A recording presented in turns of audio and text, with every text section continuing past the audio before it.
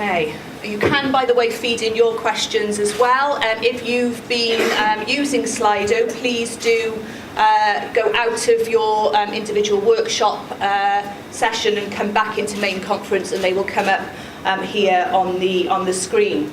So, Michael, welcome, and thank you very much again for being with us this afternoon. You've been doing lots of work in communities in Wales and indeed around the world. And we're proud, as you know, to have this legislation here in Wales. I know that as a Welshman, a proud Welshman, you're proud to have this legislation as well. But what do you think we can kind of learn from elsewhere? What can we learn from some of the things that you've seen where in other parts of the country, in other parts of the world, they're doing things differently to tackle some of the big challenges that they face, which may be similar to the challenges that we face here in Wales? Yeah.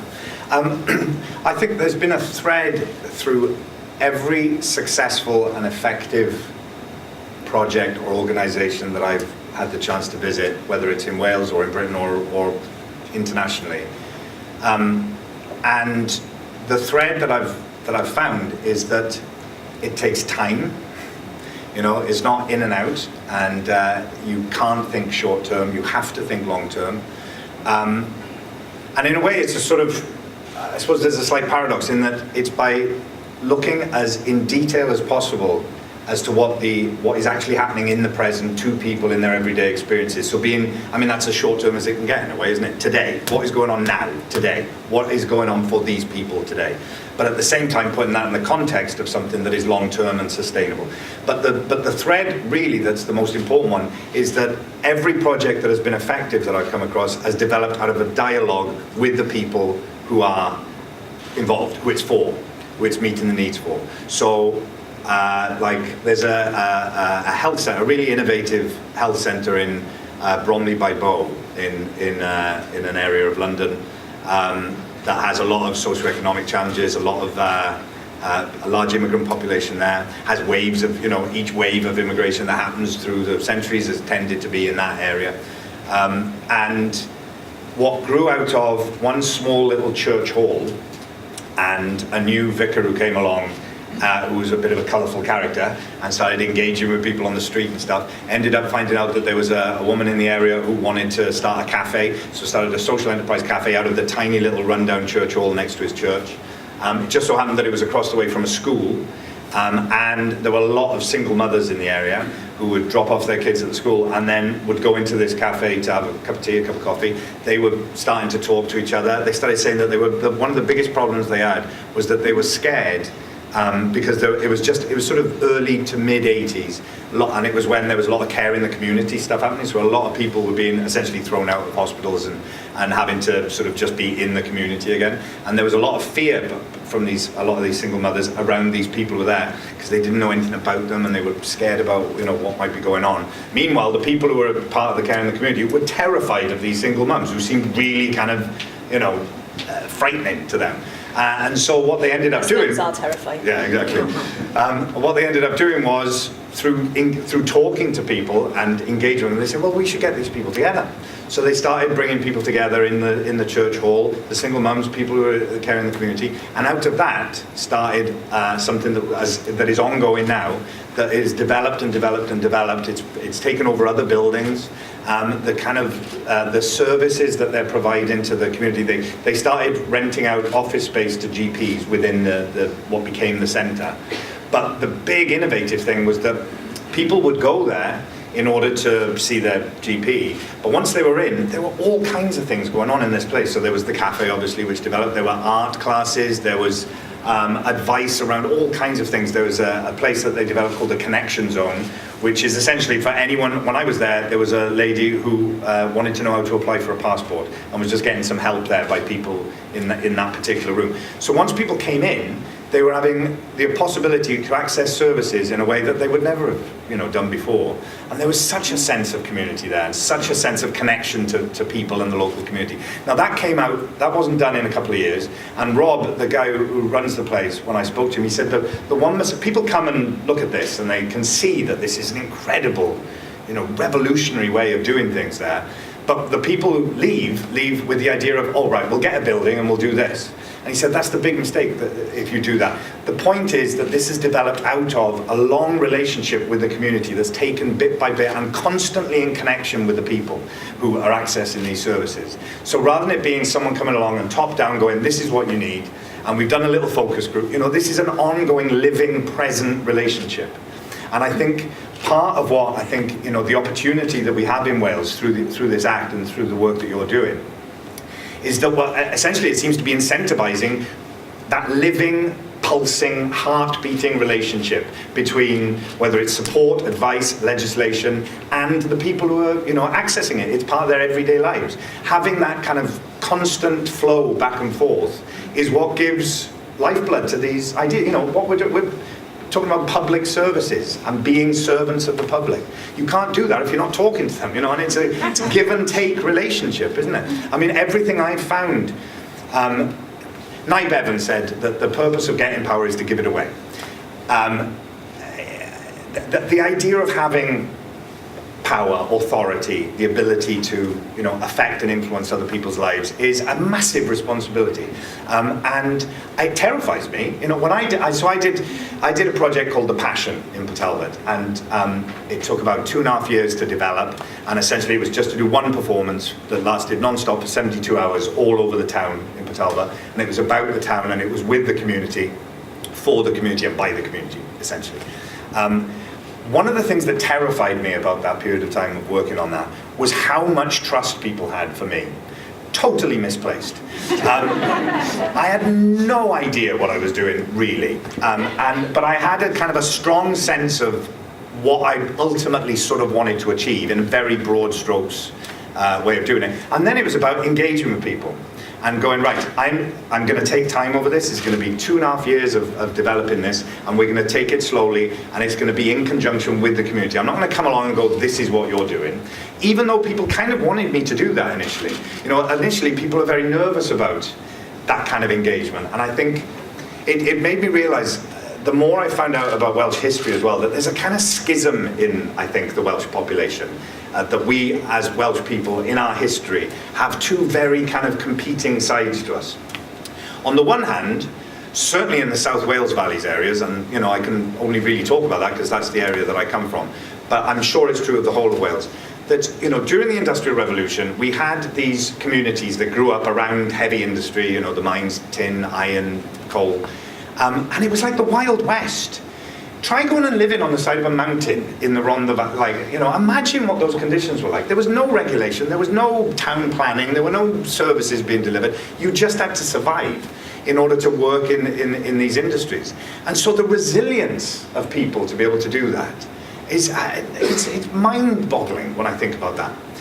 But on the other hand, in order to work in those industries, you had to sort of comply with the rules of the ironmasters and all that kind of stuff, and people started to, there were the ironworks stores, and so people ultimately got in debt with these stores, because when the money being paid went up and down, it was a very volatile payment structure, and so if you weren't getting any money, you could get it on tick, with the local store. Of course, the more money you were in debt to the local store, the harder it was to complain about the working conditions. So out of that came the kind of labour movement eventually, and the Chartists and all that kind of stuff. So on the one hand, you have these kind of incredibly resilient people, that side of the Welsh people, I think, that is, that you see sort of pioneering and standing up for communities and fiercely protective of each other and their families and that kind of stuff. And then on the other hand, people who now, I think, all too often wait for permission to do something, waiting for someone to kind of take the lead and not wanting to, I'm not sure if I can, no one's really interested in what I've got, all that kind of stuff. And I found that working on The Passion, that initially people really wanted to, someone to just go, right, this is what's happening, and you're doing this, and you're doing that. And from the beginning, I said, like, this is up to you, we're going to do this together. And as time went on and people got more confident, then you start to see the potential of these communities being unleashed. Part of the problem that I have with that Nye Bevan quote, in a way, is that the idea of empowering people, I heard someone say this the other day and it really struck with me. The idea of empowering people is that you have the power, they don't, and you give them the power. Well, no, people, it's about unleashing what's already there, I think. Part of what the work that I'm trying to do in Port Talbot now and all over Wales is about doing whatever I can to take the obstacles out of people's way, to let them do what it is they want to do. I feel like people get overwhelmed by, just around like funding bids for things. Like you look at how much work you've got to do, and it's just too much for people. It's too overwhelming. Or if you, so the community in Cummer, where their swimming pool was cut, and the community, or in Bryn Mawr, where their cinema was going to be closed down, or whatever it might be. When these communities start to try and take ownership of what's going on in their community, and places that are meaningful to them and have great history and great emotional connections to that community, and they want to do something about it, the amount of obstacles that are put in their way, it's unbelievable. Now, part of what I think I would like to try and do is help. If people are saying, I want to do this, then I want to do whatever I can to help them, And I think everything about this act and the work you're doing is all there to give a kind of a structure and a framework for how you can approach those kind of things. What can we do as servants of the public to allow the communities to thrive and have their potential unleashed? I've started trying to talk to every single women's group in my area. I've only done one so far, but it was hard work. Not that it was unpleasant, it was amazing, but there's a lot of unleashed potential there. Because partly, not just in Wales, particularly in Wales, but not just in Wales, everywhere I've gone, when I go to visit different groups and organisations, the ones that are the most effective tend to have a woman over the age of 50 at the heart of it. And that was the same as when I worked on the Passion as well. That there's an immense amount of resilience, connectivity, drive, and compassion, and kind of fierce energy in a lot of the people that, especially women that I've come across in these projects. And it's part of what I think could be an engine for change in Wales is unleashing those people who maybe have felt that circumstances haven't been in their favour a lot of the time. It's no coincidence that during the miners' strike, it was the women's groups who came together that had a massive effect and continued long after, and had a huge effect in the country. So, those are the kind of threads that I've been seeing in places. But the most important one is that everything has to grow out of a dialogue with the community, with the needs. If we're looking at stability, so all these extraordinary buildings around Wales that we have, just in Port Talbot, there's just 10, 12 old chapels, churches, welfare halls, miners' institutes, these incredible buildings that have had such significance to our communities in the past, that are just there, empty, abandoned, nothing going on. When, the idea of being able to put life back into those places, I find incredibly exciting, and there's no lack of will for it. People desperately want to see life back in those places again, and I think there's a lot of drive to make that happen. There may even be money to be able to get to open it. The difficulty is, how do you make it work after that? How do you make something sustainable again? And the only way to do it is if it comes out of the need of the community, because goodwill will only go so far until people have to put their hands in their pockets and actually pay for it going on. If it's not, if people haven't got the money to pay goodwill for things, so it has to meet a need. And you can only address that need and find out what that need is if you're actually talking to people. Let them tell you. And that is the other thread that I've found in everything I've done, everywhere I go, especially with young people, is people just want to be heard. Yeah. People don't feel like they're being listened to. Whether it's people on the front lines delivering services, I'm sure you feel the same way as well. It's like you don't feel heard. And it's like, in Port Talbot, we haven't even got a local news source anymore. How do you talk about the democratic deficit? If the local community doesn't have a platform to be heard and to be able to plan things and find out what's going on in their community, how can anyone feel like they're being represented, or that their voice matters, or that anything in their town matters? If you don't address fundamental, basic things like that, of course things aren't going to, flow from that. You have to create that dialogue. That's the absolute fundamental thing, I think. So some really kind of key themes coming out of what you've said there, which are relevant to what our public service boards and all of our public bodies are trying to do now. So you talked about kind of taking a risk, or as my dad would say, we're going to take a flyer, Soph. that's what he used to say to me.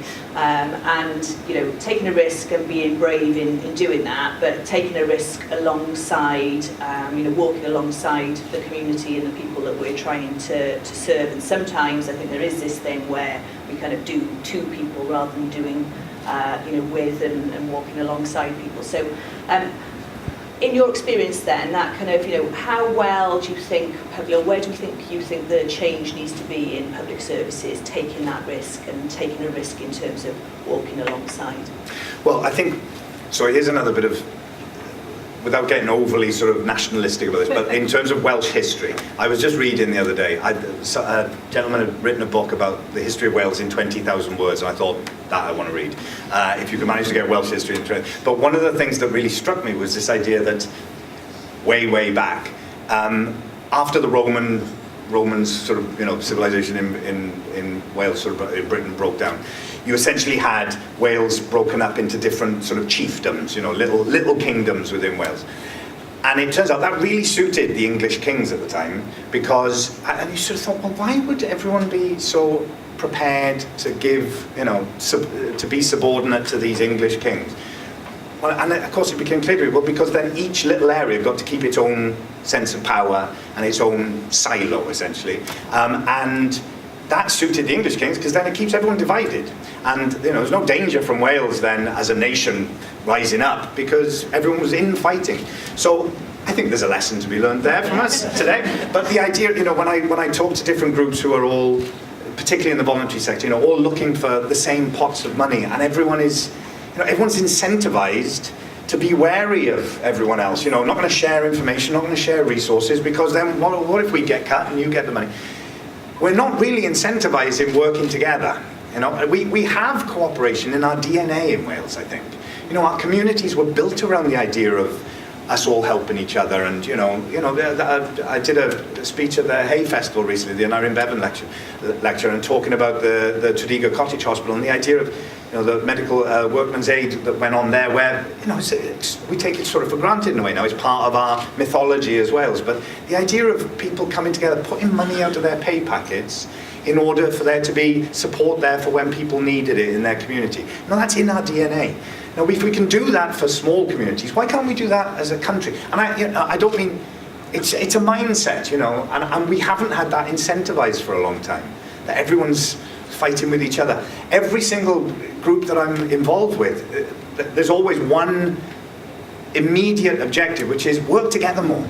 Bring people together who don't come together as much, and look at things, you know, big picture, what can we all do to help each other, but also really, really small picture, which is, don't forget that it's about people in communities. You know, so it's working at it from both ends, isn't it? Because it's so easy to just get lost in you know, your own governance structure and your own sets of goals and tick these boxes and all that. You know, and of course that's important. You have to be accountable, and you have to know how to, you know, see what you're doing and the effect it's having. But you can't lose sight of that connection, both to people's everyday experiences in communities and connection to everyone else. We're all trying to do the same thing. You know, what are we trying to do? I say to myself, as an actor, I always used to say that, you know, I have to wake up every day and choose to do this. Or in a relationship, I have to every day wake up and choose to be in this relationship. And that's a risk. That's quite scary. But it certainly reminds you why you're doing it. If you lose connection to why you're doing this thing, because God knows your jobs are hard enough, aren't they? You know, if you lose sense of why it is you got into this in the first place and what it is you're trying to do every day, then it becomes very easy to become a little bit rudderless and wait for someone else to come along and say, do this. This act gives you the opportunity to change this country and to lead it in front of the whole world. This is incredibly progressive, and the window of opportunity will only be there for a certain amount of time before things kind of settle and get set in ways. You can lead a revolution in this country through this. This is the framework to do it. I think it's incredibly exciting. And in a way, the fact that Wales is in the circumstances that Wales is in gives us the opportunity to really kick out. Do a flyer, take a flyer, whatever it is your dad said. I really go for this, because what we got to lose, you know? Absolutely. So the importance there of leadership, and that's been a really strong theme that we've heard this afternoon. It was a really strong theme that we heard from a number of the public service leaders that we had in the session this morning. And that kind of, leadership taking some difficult decisions, which sometimes might mean losing or shifting budgets, sometimes might mean, not doing things at all, or sometimes might mean taking on responsibilities that we haven't had before. How kind of ready do you think public services are in Wales for that? And do you think that there's more that we need to do? Well, it's funny, you reminded me about leadership. So something that I always come back to around the concept of leadership, and we talked about this before, but so Orson Welles, whose very first film that he ever directed was the film Citizen Kane, long been thought of as the greatest film ever made. Everyone, filmmakers, directors, critics, everyone, always used to vote Citizen Kane, #1 film. So people would say to him, it was your first film, and how did you, what was the secret? What did you, how did you do it? And he said that all he did was go up to people that he thought were talented and said to them, what is it you've always wanted to try and do? What have you always wanted the opportunity to do and you never got the chance? I want you to come and do that here. And I was reminded of that a director that I worked with, Stephen Frears. I did the film The Queen with him and a few other things. And he had a huge effect on my life, and I think he's an extraordinary director. But I remember him saying once, I said, I sort of said a similar thing, like, how you've had such an amazing career and you've done all kinds of different things. What's the secret? He said, I don't do anything. I just, hire people and let them get on with it. They're the talented ones. And you start to see a thread emerging of really good leadership, which is about giving people the support to do to feel connected, have ownership of what they're doing. And I think the more people have a sense of ownership over what they're doing and that they are appreciated, that their voice is heard, that they're given the opportunity to take risks in a sort of safe context, then I think people are more prepared to take harder choices, because then you take responsibility a bit more and you're taking ownership of it. If you feel like, well, my voice isn't heard anyway, and it doesn't really matter what I do, and I'm not really invested that much in what I'm doing because I haven't got that much opportunity to do it, then you sort of let other people do, someone else can take the responsibility. So how can you make hard choices then? How can you really take ownership of it and take responsibility for it? So I think the two things are completely connected, about opening yourself up as a leader to allow people to input, to feel like they're being heard and they're being taken on board. And then I think people will take more responsibility for those difficult choices and start to think of things in a big picture way as well. If you can allow it to matter to them, then everything they do will matter. I've always felt as an actor that how can I hope that what I'm doing will matter to an audience if it doesn't matter to me? The more it matters to me, hopefully the more chance there is of it mattering to other people. And the other thing in terms of leadership, because I was thinking about, trying to think of examples of really good leadership that I've come across in my business. And when I did the film of Frost Nixon, the director Ron Howard directed that film. Ron Howard has been famous longer than anyone else. He was famous for longer than Michael Jackson was famous. And, Michael Jackson was a fairly weird person. And you can see why, because he'd been famous since he was a little kid. But Ron has been famous for longer than that. He was famous in America for a TV show called The Andy Griffith Show, which I think he was in when he was like 5 or something. And, and then Happy Days. But I'd heard that he was like famously nice person. So when I came to work with him, I was sort of amazed by him. When people ask me about what it was like to work with Ron Howard, I say it was like swimming with dolphins. When people talk about swimming with dolphins, it's kind of life-changing. And it was like that with him. And I found it extraordinary that a man who had been in the kind of limelight for that long. And his leadership was that, the man must have an ego, because who doesn't have ego? But he absolutely subsumes it, if that's the right word, in service of everyone else that he's working with. He comes at it with the kind of enthusiasm of an amateur, but obviously the experience of a professional, and he's just open to what you're doing. He just wants to serve you. It seems like he's very clever, clearly. He knows what he's doing, but he certainly makes you feel like whatever you've got to say matters to him, and he's just into it, and he wants to help you make that happen. And I thought, oh, that's why you've got a career as successful and as long as you've got. That's brilliant the way you do it. You make me feel like, A, I can come up with my own ideas, and also I really want to please you.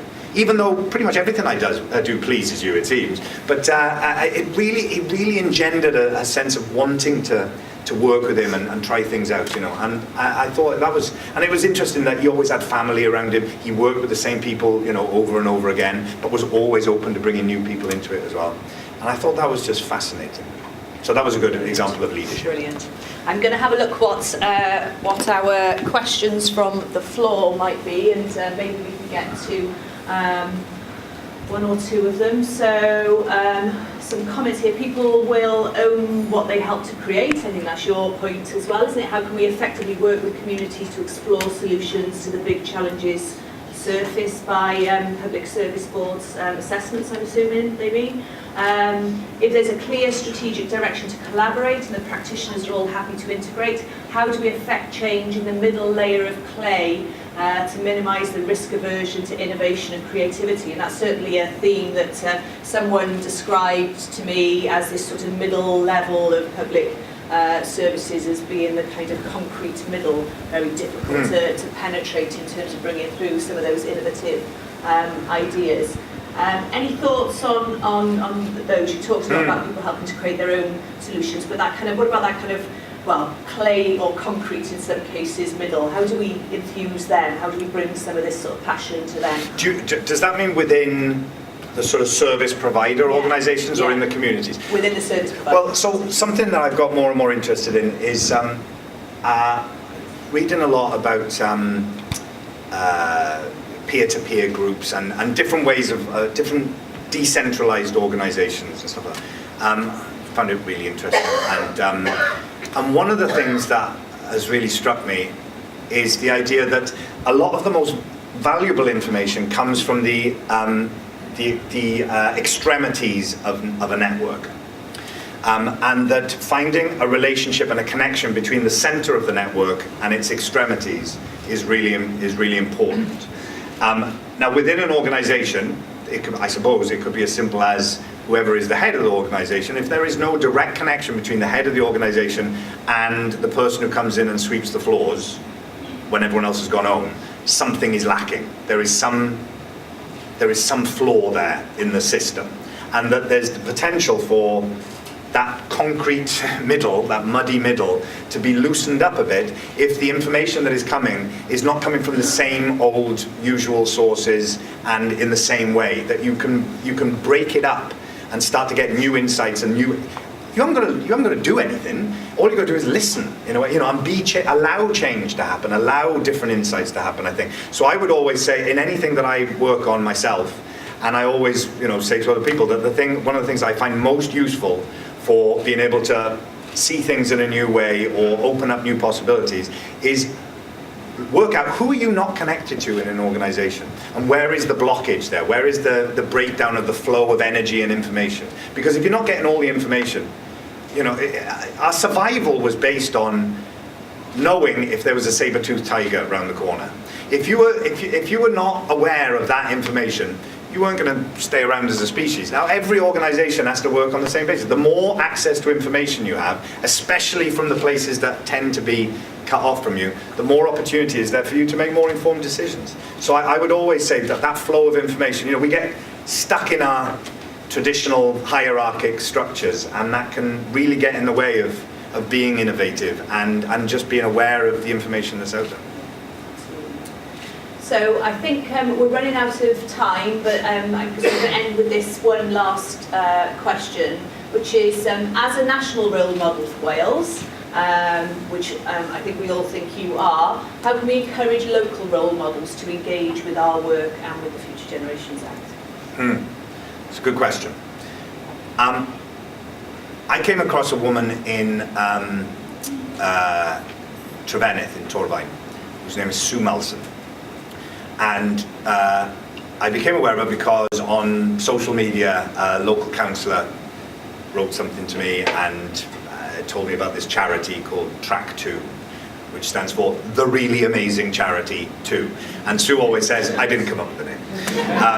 And so I ended up going to see her there, and found this extraordinary woman. Like I said, a lot of extraordinary women around in this community, essentially making herself and her very sort of tight-knit group working out of this little charity shop into a hub for that community, referring people to services. If someone said, I think someone's living in the park down there, she's the one who goes out there. She makes sure that they get she works with the local housing association, gets them into a place by the end of the week, makes sure there's a fridge there and bed, it's like refers them to get mental health help or whatever it might be. She doesn't say no to anybody. She's essentially someone who says yes. Now the problem is that you can burn yourself out like that. That is difficult, and that is difficult to tick boxes and quantify, and in order to get funding and all that kind of stuff. But she is a dynamo, and she would give her heart and soul, for that community. And sorry, I get choked up just thinking about it. But so I wanted to look at how can you support someone who's doing that kind of stuff, someone who's giving themselves to that community and making a massive difference and really affecting people's lives, but clearly on a road that is not sustainable. That is really tough. And then you look at other places where there is much more developed infrastructure around to support people, but maybe there's not the individuals coming forward to be able to do that. How do you find, so I tried to do a bit of work on looking at how can you bring the two together, because I think you do need role models, you do need people who stand up as individuals and make things happen, but you have to find a way to support them. Sometimes the hardest thing, the biggest obstacle in the way of those people is themselves often. How can we find ways to bring the kind of infrastructure that everyone in this room is part of providing in order to support individuals who can come through? And how do you create the circumstances whereby those individuals who are out there, and like I say, there's some who are doing it and there are some who could do it, the potential is there, but how do you create the circumstances for them to emerge in a context that we can provide support for and to keep going? That is the challenge. I don't think there's any shortage of potential role models or whatever it might be, or individuals who are prepared to come on and actually make a massive difference in their community. How can we support them? How can we create the context for them to emerge and then make that concrete change? I think that's the big challenge for us all. I think that's a really good place to bring this session to a close. How can we support people within our communities to help drive that change within our communities, and how as public sector bodies can we kind of create those conditions where we're not just delivering services, but we're actually being facilitators of people's well-being, and a well-being that is defined by themselves and not by us. Can I just take this opportunity then to say thank you so much for joining us today. If only we could bottle your passion and put in a syringe and inject various people with it, I think we would be on a really good pathway to making this act a real success. And can I also wish you lots of luck with all of the endeavours that you're involved in, and I know they are very many across Wales, when you're actually trying to get down and roll your sleeves up and actually make some of these things happen, being the actual facilitator of people defining and helping on their own well-being. So thank you, Michael. Diolch yn fawr iawn. Thank you.